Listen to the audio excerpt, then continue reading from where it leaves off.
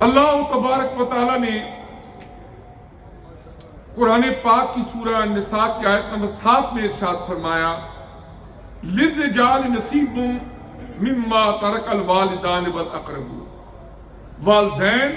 اور قریبی رشتہ دار جو کچھ دنیا میں چھوڑ کر فوت ہو جائیں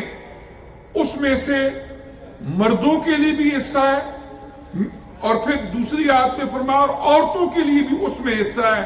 مما قل منہ او کثر، تھوڑا ہو یا زیادہ ہو، نصیبا مفروضا، یہ وہ حصہ ہے جو فرض کے درجے میں ہے، یعنی ضرور بضرور مردوں کو بھی عورتوں کو بھی یہ حصہ جو ہے وہ دیا جائے۔ تو ارشاد فرمایا للرجال نصیب مما ترک الوالدان والاقربون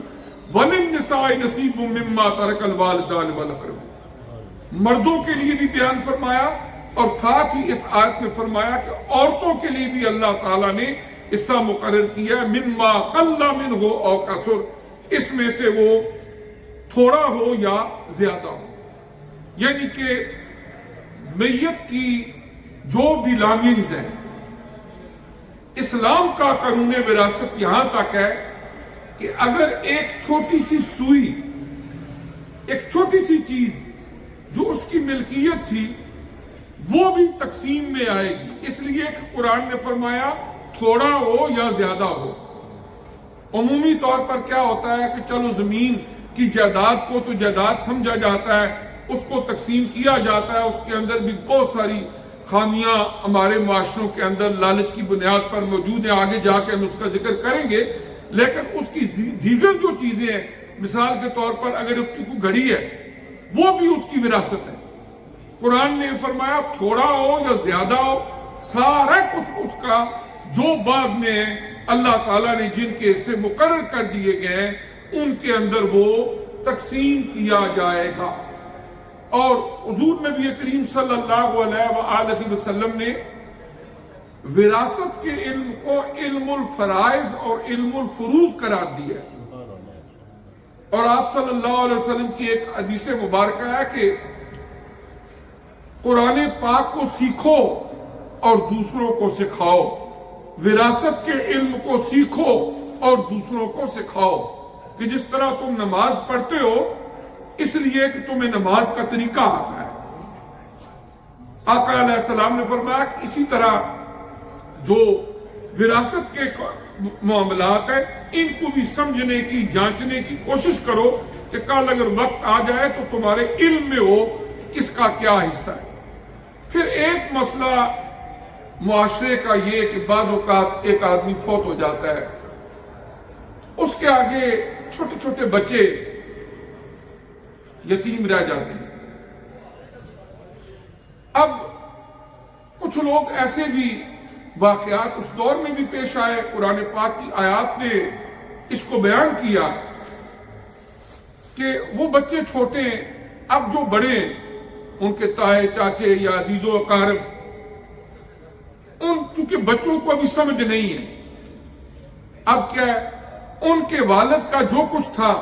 اس میں سے کچھ نہ کچھ ہتھیا لیا، لے لیا۔ سختی کے ساتھ ارشاد فرمایا گیا قرآن عزیز کے اندر،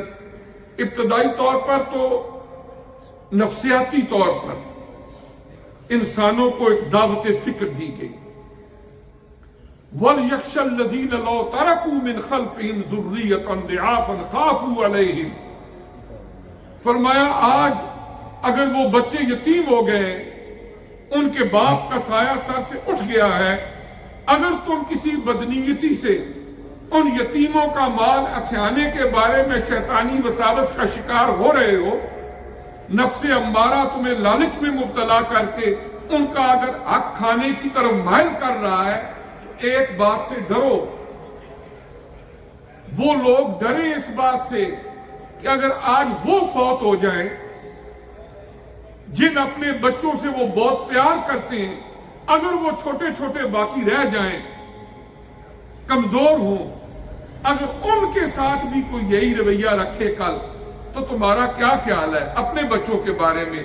تو فرمایا جو تم اپنے بچوں کے بارے میں سوچتے ہو وہی تم ان بچوں کے بارے میں سوچو، کہیں ایسا نہ ہو کہ کل تم چلے جاؤ دنیا سے، تمہارے چھوٹے چھوٹے بچے یتیم رہ جائیں اور پھر ان کے ساتھ بھی بدلے کے طور پر کوئی ایسا ہی رویہ رکھے۔ تو یقیناً کوئی بندہ بھی، ہر آدمی اپنے بچوں سے پیار کرتا ہے اور وہ یہ نہیں چاہتا کہ میرے بچوں کے ساتھ ایسا ہو۔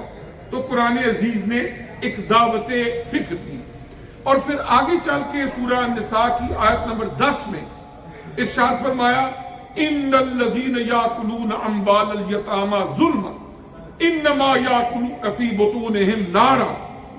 کہ بے شک وہ لوگ جو ظلم کرتے ہوئے ان یتیم بچوں کا مال ہتھیا لیتے ہیں، اللہ پاک نے کیا فرمایا، انما یاکلون فی بطونہم نارا،